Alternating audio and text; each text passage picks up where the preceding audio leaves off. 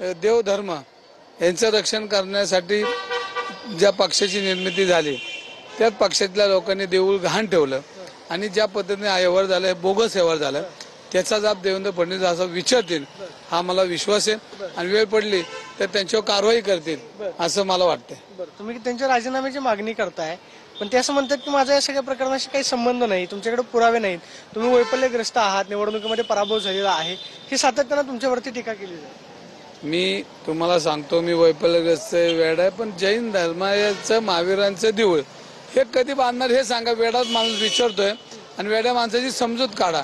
वेड्यांची समजूत काढण्यासाठी ते माहीर आहेत, पण या वेड्याची एवढी समजूत काढा की आमचं महावीरांचं देऊळ कधी बांधून देणार आहे आणि ते घाण केलेले ते कधी मुक्त करणार आहे, एवढं त्यांनी मला जर प्रश्न उत्तर दिलं तर मी त्यांचा जाऊन घरी जाऊन सत्कार करेन. म्हणजे मुरली मोहळांचा तुम्ही सत्कार करणार याच्या आधी सांगितलं. हा, पण ते कधी की जे देऊळ ज्या गतिमान पद्धतीनं एका दिवसामध्ये कर्ज देणं, एका दिवसात काढणं, पतपिढ्या 70 कोटी कर्ज देतात का जगाच्या पाठीवर, आणि ह्यांच्या वशिल्याच्या पतपिढ्या आणि या पतपिढ्यांमधनं जर 70 कोटी एका दिवसात दिलं, सर्च नाही काय नाही, त्याची कागदपत्राची पूर्तता नाही आणि तुम्ही खरेदी करून त्याच्यावर नाव बी लागली, घाण बी ठेवलं, म्हणजे इतकं गतिमान हा व्यवहार झाला. ह्याचा पूर्णपणे केंद्रीय मंत्री आपले जे मोहोळ साहेब आहेत हे त्याचे खरे शिल्पकार हे आहेत. हे माझा प्रश्न आहे आणि त्यांनी उत्तर द्यायचंय, हा त्यांचा प्रश्न आहे. ते म्हणतात की दररोज तुम्ही दररोज आरोप करता, तुमच्याकडे पुरावे नाहीत, पुरावे का दाखवत नाहीत, कागद त्यांना विचारा किंवा कागद दाखवा म्हणावं, कागद मात्र तुम्ही देत नाही. काल मी ते महापौरांच्या गाडीचं दाखवलं.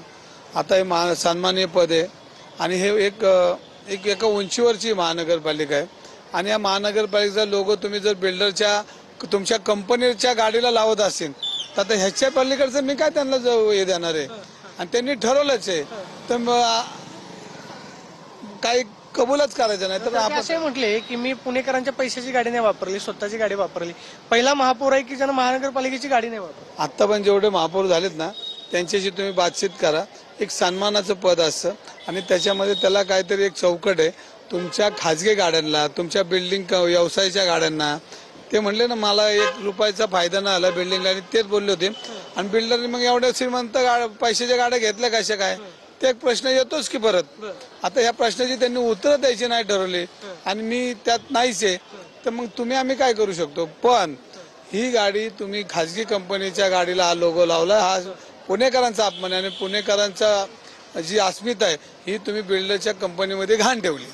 एकीकडे उदय सामंत असं म्हणाले की रवींद्र धंगेकरांना पक्षातून बाहेर काढा, असं काही लोकांचं म्हणणं आहे. मात्र नवी मुंबईमध्ये भाजपचे नेते मात्र शिवसेनेच्या विरोधामध्ये बोलतात. हा तुमचा वाद जो आहे तो पक्षाच्या पातळीवरती गेला असं म्हणायचं का, की म्हणजे भाजपच्या नेत्यांनी टीका केली तर शिंदेचे नेते बोलतील किंवा शिंदेच्या नेत्यांवरती टीका केली तर भाजपच्या बाबतीत भारतीय जनता पार्टीचे अनेक नेते माझी बाजू समजून घेऊन माझ्या बाजूने बोलतात, तुम्ही बघितलंय. आणि त्याच्यामुळे हा भारतीय जनता पार्टी शिवसेना, भारतीय जनता पार्टी रवी धंगेकर हा वादच नाही, ही विकृती आहे. जी विकृती आज तुम्ही बघितलं असेल, पुणे शहरात अनेक आमदार खासदार झाले पण त्यांच्याबद्दल आजही लोक वाकून नमस्कार करतात. मग प्रदीप राऊत असतील, प्रकाश जावडेकर असतील, अनिल शिरोळे असतील, विजय काळे असतील, गिरीश बापट असतील, पण एवढा गतिमान व्यवहार भूखंड खायचा हा त्यांनी कधी केला नाही, केला हे नाही. त्यामुळे जाब त्यांना विचारणार आहे. आज देवेंद्र फडणवीस साहेबांनी बोलत तर जाब विचारलाच बोलवलंय आणि हा जैन समाज आज बघतोय की ज्या पक्षाला आम्ही इतकी मोठी ताकदीने त्यांच्या पाठीशी उभा राहतोय आणि आमच्या देवा धर्माला तुम्ही घाण ठेवताय, ह्याचा जबाब देवेंद्र फडणवीस त्यांना विचारणार. ही वस्तू ती खरी आणि तुम्हाला उद्याच त्यांना काहीतरी जाब विचारला. म्हणजे देवेंद्र फडणवीस मुळांना जाब विचारतील असं तुमचं म्हणणं? प्रश्नच नाही, कारण ज्या ते चाणक्य राजकारणी आहेत, महाराष्ट्राचं काम बघतायत, मुख्यमंत्री आहेत आणि त्यांना ह्या गोष्टी समजतात, त्यांच्याकडे गृह खाते आहे, त्यामुळे खाली काय चाललंय हे त्यांना चांगलं कळतं. त्याचा जाब ते नक्कीच विचारतील, कारण मला त्यांच्याबद्दल एक आहे की खऱ्याला खरं आणि खोट्याला खोटं त्यांचं. मुरली मोहोळ असं म्हणतात की तुम्ही त्यांना पुरावे दाखवणार का, पुरावे दाखवणार का? आता गतिमान भूखंड खायचा जो आहे, जो केंद्राचे मंत्री तिथं सपोर्टिंग आहे, ती जी आता ह्याच्या पुढे सांगतो, ती जी बँक आहे त्या बँकेमध्ये कोणाचे पैसे आहेत ह्याची चौकशी झाली पाहिजे. कारण ते महानगरपालिकेचे पैसे टेंडर मधले पोचलेत का नाही ह्याची मला चौकशी करायची. ते आता हळूहळू कारण वेळ मिळत नाही मला. आणि ह्या बँकेत पैसे कुणी ठेवले, ह्यांचेच पैसे काळ्याचे वाईट झालेत का हे मला आता चेक करावं लागेल. आज एकीकडे त्यांनी मुख्यमंत्र्यांची भेट घेतलेली आहे. तुम्ही याआधी असं म्हटलेलं होतं की मला एकनाथ शिंदेशी सविस्तर बोलायचं आहे, मला जे एका प्रकरणामध्ये जे काय सांगायचं आहे ते मी एकनाथ शिंदे यांना भेटून सांगेन. एकनाथ शिंदेची तुम्ही अलीकडे काय भेट घेणार आहात का किंवा भेटीसाठी? शिंदे साहेबांचं नेतृत्व मी पूर्वीच मान्य केलेलं आहे, त्यांच्यावर काम करतोय. मला विश्वास आहे एक कार्यकर्त्याच्या पाठीशी ते उभे राहतील आणि ते राहत आहेत. आज मी पुणेकर म्हणून लढतो. तुम्ही बघितलं असेल अनेक पुणेकर मला आशीर्वाद देतात. आता पुणेकर आणि भारतीय जनता पार्टीमधली विकृती ह्यांची लढाई चालू झाली. सकाळपासून आता तुम्ही फेसबुक बघा, व्हॉट्सअप बघा, दंगेकर चांगला दंगेकर, वाईट दंगेकर.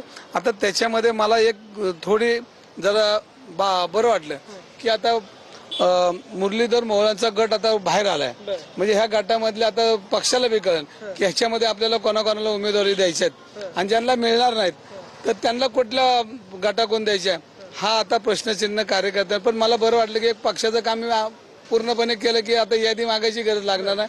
फेसबुक बघायचा, रवी धंगेला कोण कोण शिवाय देतं ते बघायचं आणि त्याला उमेदवारी द्यायची. नाही, मात्र आता एकीकडे उदय सामंत असं म्हटले की शिवसेनेतल्या नेत्यांनी एकनाथ शिंदेना अडचण होईल अशा पद्धतीचे वक्तव्य करू नये किंवा भाजपमधल्या लोकांनी देवेंद्र फडणवीसांना अडचण होणार नाही अशा पद्धतीचे वक्तव्य करू नका.